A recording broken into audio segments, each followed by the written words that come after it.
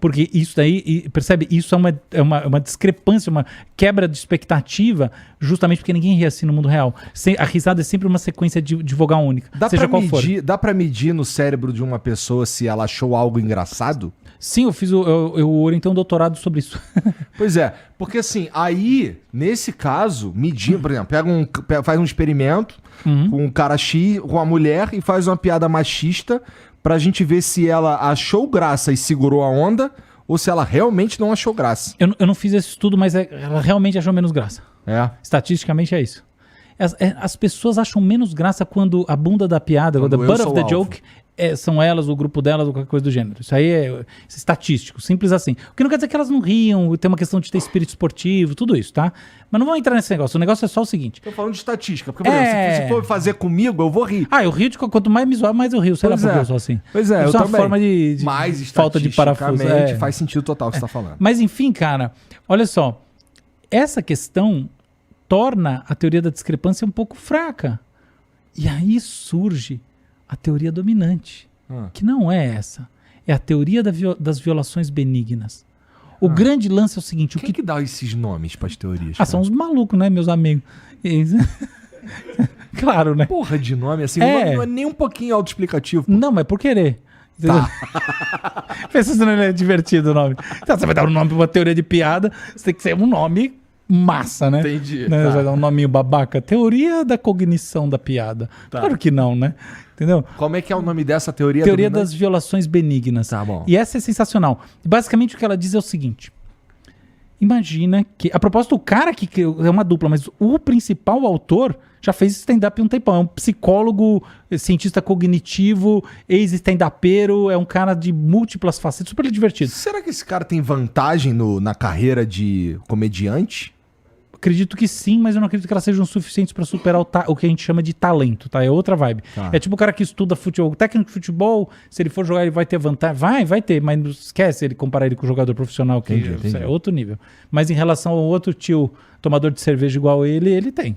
Entendeu? Bom, então, vamos lá. Esse pessoal criou uma teoria que diz o seguinte. Aquilo que vai ser engraçado para você é o que representa uma violação benigna na tua vida. Ou seja, ela viola alguma coisa. E o que quer dizer violar? Pensa na discrepância. A discrepância viola.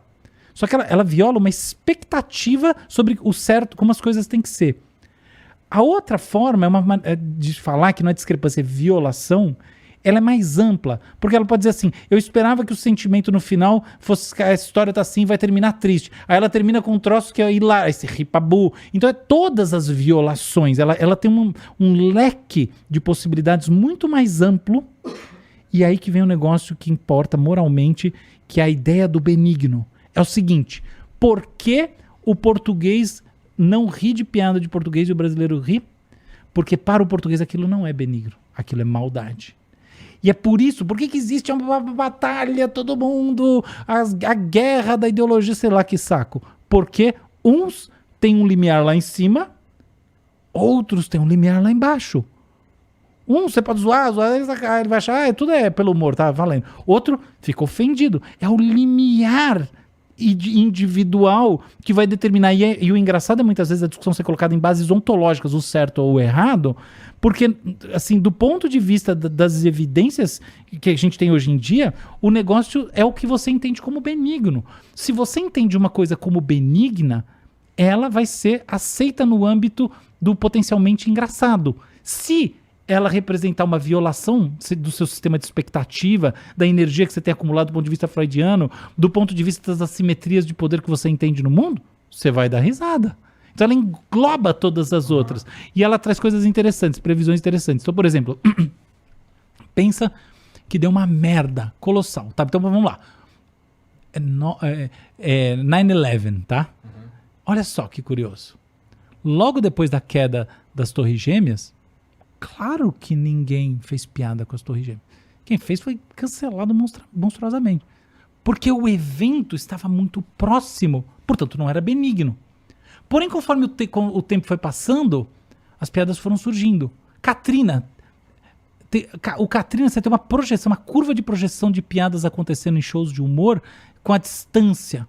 Agora vamos fazer uma piada aqui, eu vou fazer uma piada sobre a Roma Antiga. Você vai falar, hahaha, que divertido. Tá longe demais. Então, quer dizer, você tem um sweet spot, você tem um espaço quente na distância psicológica, que é a principal distância que estabelece o benigno. Muito longe, esfria. E aí vira piada babaca, que é a grande queixa que o pessoal, os humoristas falam, não, mas esse monte de regra, o problema é que eu só posso fazer piada babaca. O que na prática isso quer dizer do ponto de vista teórico? Quer dizer, na prática do ponto de vista teórico é uma contradição, né? O que isso daí quer dizer de verdade? Que é só uma carteirada. Quer dizer que isso demanda um estabelecimento de uma distância grande demais para que haja tensão, ou seja, violação e, portanto, perdeu a graça. Do outro lado, quando você traz muito próximo, você pode trazer uma sensação para as pessoas de que aquilo não é benigno. Exemplo, você lembra do meme do caixão? Aquela coisa genial? Lembro. Então, um restaurante do Rio de... Isso aí, que é sensacional. Isso é um negócio maneiro pra caralho. Não, genial total, tá? Os memes são absolutamente geniais, né? Assim, não tem nem o que dizer. E são humor espontâneo, né? O Hélio de la Penha falou isso, é absurdo isso aí, essa ideia, é incrível. Esse é o humor que emerge por seleção natural, entendeu? É foda. Enfim, mas vamos lá. Esse troço foi usado para encenar uma cena num restaurante. Legal, divertido. Só que isso foi feito no meio da pandemia.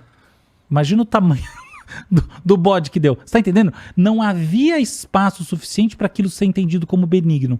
Então, esse é o arco da graça produzida. Ele é produzido a partir da experiência de que algo foi violado, mas que aquilo não é suficientemente intenso do ponto de vista do nível de violação para ser benigno.